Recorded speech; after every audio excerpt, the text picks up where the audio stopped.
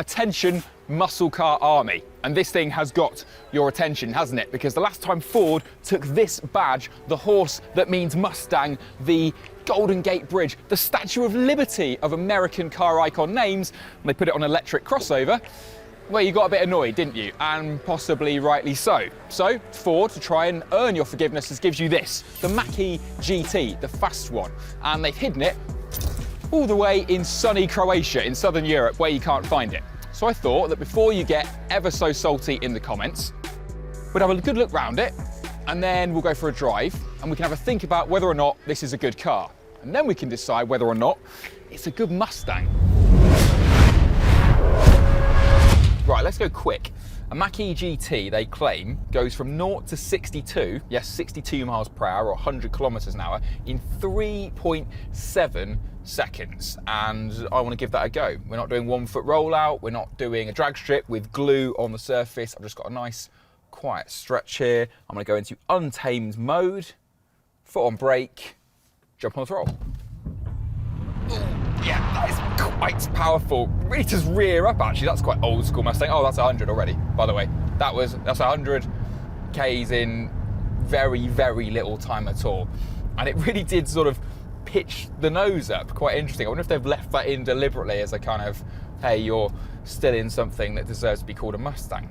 My only suspicion is that with that deeply impressive and somewhat sickening acceleration, I might have just experienced 95% of what the Mach-E GT offers. What I do find strange about that is that the fastest Mustang you can currently buy in the UK, the fastest kind of proper old school Mustang, is something called the Mach-1. Now, it's got a 5-litre V8 engine, it's got 460 horsepower, and it will do 0 to 60 in 4.8 seconds, which is really quick, where it was in the olden days. Kind of funny, isn't it, that sporting muscle car kind of coupe would get absolutely smoked by a 5-door hatchback school bus. And this one is painted the same colour as a school bus. Very, very strange new world we appear to be living in. Oh, beautiful, isn't it?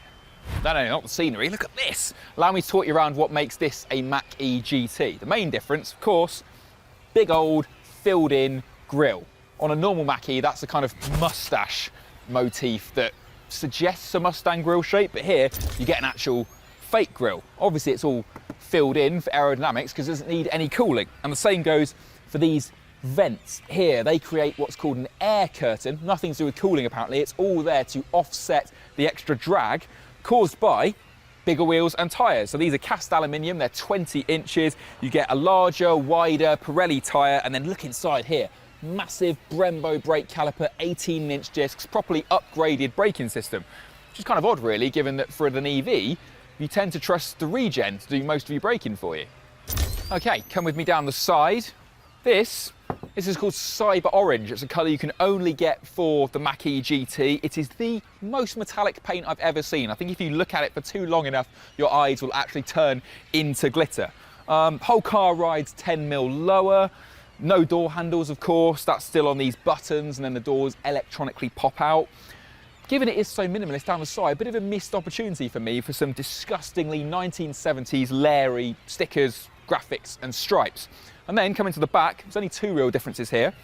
A suggestion of a rear diffuser, which I think aerodynamically does the square root of Jack Orr, and then some hallowed letters in the space where you normally get a horse badge, GT.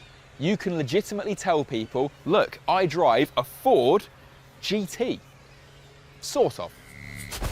Okay, you join us now on an unbelievably smooth Croatian motorway. It's probably the smoothest road I've ever driven along. We're having a cruise now, and a Mustang should be a good cruiser, but I'm not sure about the range. You see, they claim 310 miles for a Mach-E GT. It's got the big battery, 88 kilowatt hours usable. But when we got in this one this morning, it said 460 odd kilometers of range, because you've got to speak European in Croatia, but that's about 280, 285 miles, I think. And that range is now, well, 296 kilometers. That's about 180 miles. I mean, real world, this is a 250 mile car. And that's fine. But last week, I drove a Tesla Model Y. And that albeit it's not quite as quick as this in the long range all-wheel drive spec. You want a performance to go as fast as this, but that is a 300-mile car in the real world, even when you're using the aircon, even when you're showing your mates how quick it is. So it's interesting, isn't it? If you're after an electric crossover right now, well done, your timing couldn't be better. There are loads of them, Hyundais and Volkswagens and a Ford and Teslas and all sorts, but there's only one that's going to take you well over 300 miles on a charge, and it happens to be the same one that's got its own dedicated charging network, and it's the Tesla. And as desirable as a Mustang image is, the Mach-E, it's not the rangiest of electric family cars. So I guess you have to kind of choose your priorities, don't you? So what do we think about this interior? Because let's not forget, this is a £65,000 car, a 65 grand Ford at that. And I know people pay for cars monthly rather than the big retail price, but that is a pretty scary number to be confronted with on the Ford website. So you'd expect to get in here and be impressed. Not sure. Obviously you get the same 15.5-inch massive great touchscreen, kind of like a telly that's landed on its side, smack in the middle of the dashboard. Doesn't seem to have got any faster from any of the other Mach-E's driven. It's not like they've turbocharged the chip in the GT, so that's a bit laggy. And then otherwise, there's really not a lot. I mean, they've written GT on the armrest. There's some white stitching, but you haven't got like a flat-bottomed steering wheel or any Alcantara. And Ford are usually the masters of making a sort of hotter version of a normal car feel a bit more special inside. You get in a Fiesta ST, you get fantastic Recaro bucket seats and different gear knob, different steering wheel, a few ST badges thrown around, maybe some different graphics, and it just makes the car feel special, but you don't feel like they've spent the money in the wrong place. In here, the main change is these big, I think they're called the performance seats. As you might be able to see behind me, they've got bigger shoulders than Dwayne Johnson. They're absolutely enormous, and you get in and you think, oh yes, I'm clasped in, I've got loads of support, I can absolutely hurl this thing around. But the problem is, because the Mach-E GT is a crossover, you have to climb up into it. And as a result, down here, the bolsters that hold your legs in are quite small, so that as you climb up into the car, you don't give yourself a wedgie every time you get in. And that just means that while the top of your body feels really kind of hunkered and held in the car, your legs don't. They kind of slop around and you feel like you might fall off the car as it goes round a roundabout. So it's just another way that the Mach-E GT, yes, it's the flagship, yes, it's the most expensive one, but does it feel ultimately that different to the standard car? I don't think it does. I've got a theory about electric cars I'd like to share with you if you don't mind. Electric cars have lost the element of surprise. I mean, fast electric cars, that is. Whereas 10 years ago, people still made jokes about milk floats and fundamentally thought that nothing could possibly be quicker than, I don't know, something with a V8 in it. I think we've realised now, haven't we? A million YouTube drag races have proved that a Tesla can take on a Hellcat, that a Rimac can see off a Lamborghini. Electric cars can definitely do straight line speed. It's not in doubt, is it?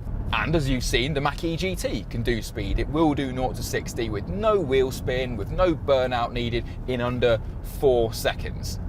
It's a funny mix really, because I actually prefer the GT, the fast Mach-E, at low speed to the standard car. It's actually on these magnetic riding dampers, so that means that when you fire different electrical currents through it, you get different levels of stiffness. And at low speed, despite being on bigger wheels and more slender tyres, the GT, more comfortable car, much better controlled ride and a quieter ride than a standard Mach-E, makes it feel more expensive. Great. But then as you go faster and you start to hurl yourself around, oh, there's so much inertia and I mean, no feel, no sensation, no rewards. I'm sure they can do clever stuff and send more torque to the rear motor, but do I really want to come out of this corner and have to catch a tail stepping out? I mean, no, absolutely not. I just think that people who make electric cars are going to have to work a lot harder to convince us all in the future that you want, or you need, the really fast one. Isn't an abandoned petrol station a bit of an on-the-nose place to end the day with an electric car? Yeah, maybe it is, but come on, this is the future that the electrics, they promise us. This one though, I don't know. I mean, you should lust after the hotter Mustangs, shouldn't you? The GT 350s, the Shelbys, the King Cobras. Those are the Mustangs that become legends. I don't think this one will though. I don't think it's very entertaining to drive in corners. It's competent, but not exciting. It's not very titillating inside.